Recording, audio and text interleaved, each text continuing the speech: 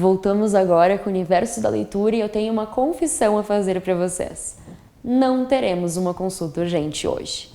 Eu sei que o SIG era um momento marcante do programa, mas a verdade é que nesse fim de curso eu estive me consultando também com o temido TCC. E depois de tanto tempo juntos, que maneira melhor de me formar do que produzindo algo para esse nosso querido universo? Estamos já há alguns meses apresentando para vocês projetos de extensão da UFSM, não é? Não sei se vocês vão lembrar agora, mas no primeiro episódio dessa temporada, lá no início, eu falei que a universidade pública vive sobre o tripé de ensino, pesquisa e extensão. Bem, meus amigos, chegou o momento de abordarmos um desses eixos, a pesquisa. Você sabe o que é pesquisa científica?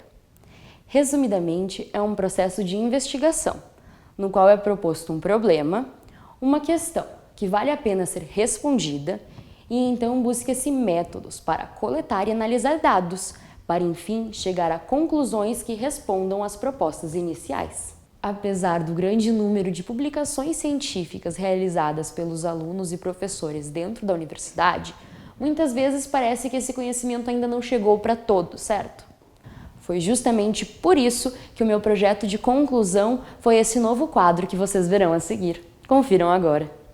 Hoje estamos aqui para falar de ciência. Quando você pensa em pesquisa científica, imediatamente imagina um laboratório como esse, ocupado por pessoas de jaleco branco? Esse é um pensamento bem normal, mas a ciência não se limita só a isso. E para expandir o nosso conhecimento em relação ao trabalho de pesquisadores e cientistas, que surgiu este novo quadro. Vamos apresentar pesquisas das áreas de humanas e sociais.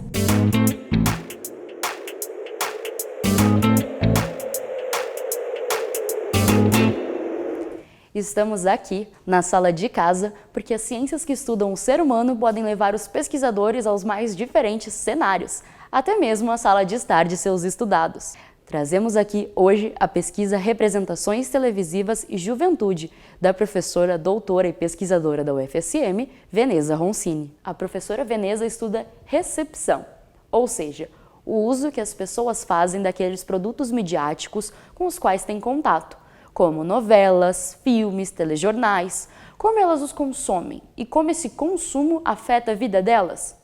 Você já pensou que o seu modo de assistir novela seria tema de estudo de um pesquisador? Imagina só, aquela opinião que todos nós temos depois de ver algo, aquela que a gente corre para compartilhar com algum amigo logo após o fim de cada episódio, sendo analisada cientificamente e rendendo resultados relevantes? Visualiza a seguinte situação. Você é um aluno do ensino médio. Responde alguns questionários sobre o poder aquisitivo e costumes de assistir novelas. E quando percebe, está participando de uma pesquisa. Estão te trazendo mais e mais perguntas, tem pesquisadores sentando contigo no teu próprio sofá enquanto tu vê novela com a família e ainda querendo saber o que tu achou. Bom, eu fiz um trabalho sobre o mérito e a desigualdade. Foram 48 jovens entrevistados de 3 classes distintas, classe alta, classe média, classe trabalhadora, para comparar esses pontos de vista, então, como os jovens pensam a desigualdade e o mérito. Eu usei uma etnografia de audiência, uma etnografia crítica de audiência, para entender a experiência de ver telenovelas, né? O estudo de caso para coletar dados que permitissem comparar as diferentes representações, as diferentes mediações da família, da escola, do trabalho, do consumo. Um terceiro método, o método de codificação e decodificação do Stuart Hall, que eu refiz a fim de estudar tanto as representações dos jovens como as representações da desigualdade e do mérito nas telenovelas. Então, a professora utilizou 3 métodos: as perguntas planejadas, o acompanhamento do indivíduo no seu ambiente pessoal e, além disso, ela ainda analisou o modo como as novelas trazem o discurso da desigualdade entre ricos e pobres e de como a ideia da meritocracia funciona, garantindo que todos aqueles que realmente se esforçarem e merecerem terão um final feliz, apesar de qualquer circunstância problemática. Depois, ela comparou com as respostas dos jovens. Eles negam totalmente a ficção, dizem não ter nada a ver com a realidade? Ou eles veem alguns pontos que parecem realistas e outros que não? Ou ainda, eles concordam totalmente com aquilo que mostra na tela? E o mais importante de tudo, a classe social em que esse jovem está inserido muda a visão dele? O que você acha? Acha que a sua realidade econômica lhe faz questionar mais o que assiste ou que uma coisa não tem ligação nenhuma com a outra?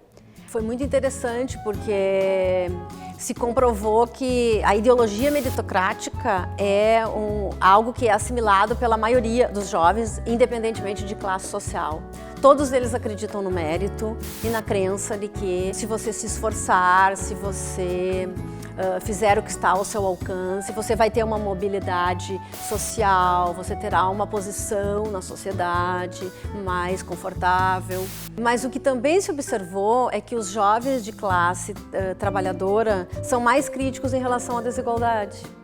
Então, ao mesmo tempo que eu acredito no mérito, eu também não tenho muitas convicções a respeito do modo como a sociedade brasileira é em termos de oportunidades para todas as pessoas. É muito claro para os jovens de classe trabalhadora que eles não têm as mesmas oportunidades que os jovens de classe média alta.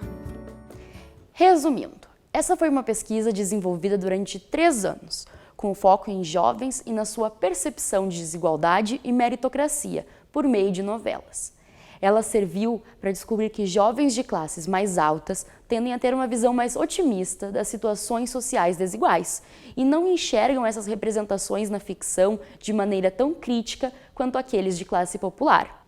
Porém, algo que todos eles têm em comum é a aceitação da ideia de que a meritocracia funciona assim e vai premiar igualmente a todos, apesar da falta de oportunidades iguais que alguns percebem. Esses resultados foram obtidos por meio de uma combinação de 3 métodos científicos aplicados por um grupo de pesquisadores, que partiu de um produto da comunicação que foi tão marcante para a identidade da população brasileira e da latino-americana em geral, a telenovela. No fim das contas, não ouça só a estereótipos. As humanas e sociais não se baseiam em vender a nossa arte na praia e ter aula de confecção de miçangas. Embora às vezes as miçangas sejam sim uma escolha estética da qual não nos envergonhamos. Espero que vocês tenham aproveitado nosso primeiro laboratório das miçangas e fiquem atentos para o que virá a seguir. E aí, curtiram? Querem ler as próprias palavras da professora Veneza sobre essa pesquisa? Indicamos para vocês o livro A Crença no Mérito e a Desigualdade, a recepção da telenovela no horário nobre. Ele está disponível na Biblioteca Central da FSM. Enquanto você verifica a disponibilidade do livro, a gente vai para um rápido intervalo e voltamos logo com mais Universo da Leitura.